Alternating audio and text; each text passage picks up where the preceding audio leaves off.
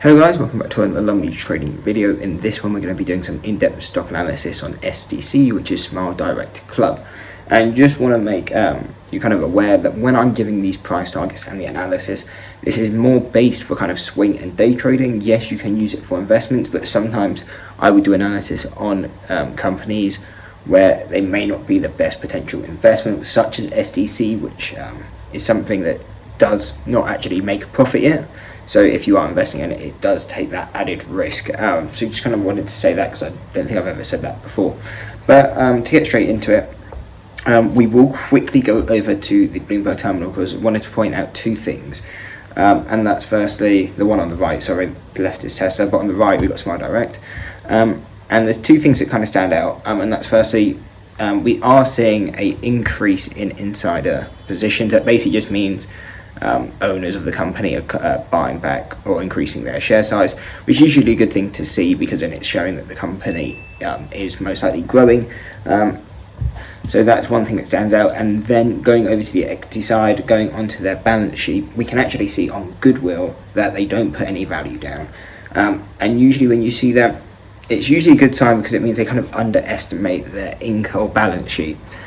Because goodwill basically just means the value of the brand's name. And Smile Direct, I mean, if you are going to get one of those kind of like invisible braces or kind of like retainer braces, Smile Direct is one of the bigger names that people know. So it does kind of have some value even though they don't put it down on the balance sheet. So that is another thing that I think stands out and is quite a good sign. But to get onto the actual analysis video of it now, as always we go over to the yearly chart, or the daily chart, sorry. On a 1 year time frame and see is there any gaps that need to be filled, because more likely than not they will get filled. And especially on Smile Direct, on any analysis video we've done on this over the last few months, we have said we will be looking for these gap fills because we did an analysis video for this one and that's exactly where it kind of came back to before continuing its downtrend. And I think there was one a gap fill before this, but it now seems to be gone. And again we did one for this one and you can see it literally came into here and kind of pulled back exactly as it comes into that level.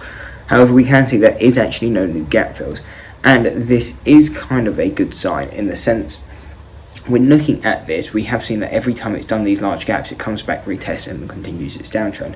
And this time it's come down, retested it, but it's struggling to kind of break down lower, and instead kind of looks like it's breaking into more of a bullish pennant. At least that's kind of what it looks like for the time being. Obviously they're never 100%, it could still go either way, but it is kind of signaling that it's most likely going to go up from here. And I do think it's had a lot of bad news recently, or at least over the past year, that the stock's been battered so much that it does make more sense for it to kind of now start rising. So that will help especially for the swing trade side of things. But as we can kind of see, there's no gaps to be filled, so we don't need to put any levels on. So now we'll go into the flexible grid where we have the standard deviations and see where is it most likely telling us where we can be looking for price targets. And that key kind of one for now is around 667, so kind of, around the 660 area is kind of where it looks like our first key target is going to be. And this means if you are long now, it's probably a good area to be looking at profits. If you're not long at all, could be a good area to get short. But if we are looking to get short, it will have to pull back to kind of at least 450.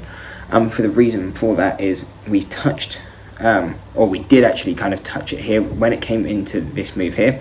Did actually touch this top deviation. It's just since the deviations do move on a daily basis, so that's why they're now a bit off. But for us to kind of get short at this position, we would be looking for it to kind of sell off a bit more. So this may not actually be a short level, but instead could be a level where we could look to get a small long play. And how would we play this long? Well, we have our next target at around $7.80. So that would provide us obviously about $1 move, which is over a 10% move on a stock that's only $6.50. So how would we look and trade it?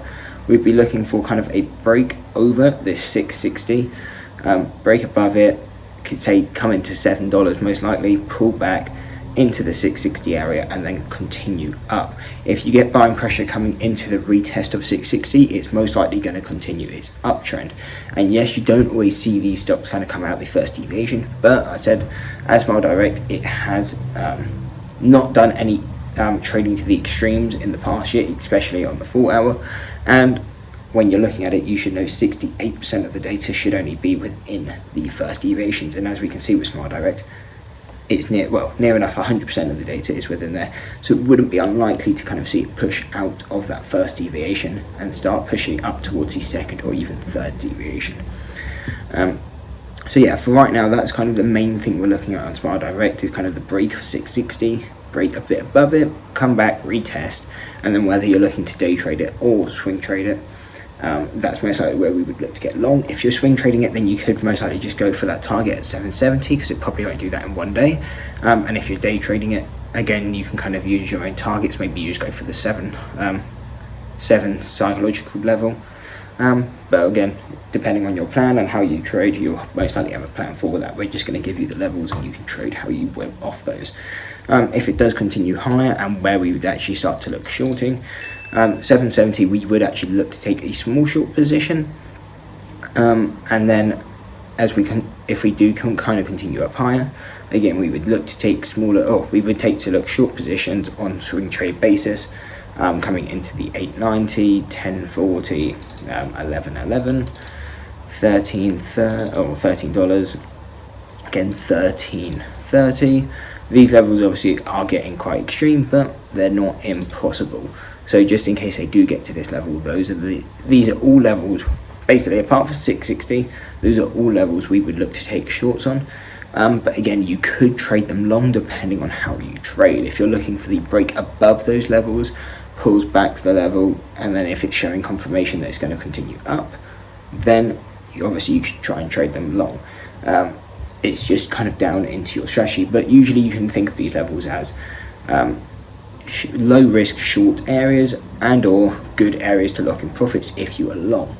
Now obviously, if it does continue down, we do have price targets down at 220, 255. However, I do think it's very unlikely to see Smart Direct fall 50% kind of from its current value and push down to $2.50. And if it did, then it would be something we would look more for on the investment account instead of the swing. Well, we would do it on the swing account, but that's when we would be looking for much more of a longer term trade, because we could look to get in and around $2, and probably look to sell at $5 or maybe even $10 at a push. So kind of that's the overall breakdown on SDC, on what the price targets we're looking for. Kind of some good signals that this could kind of be the bottom now. It does kind of look like it's going to maybe start pushing up from here on.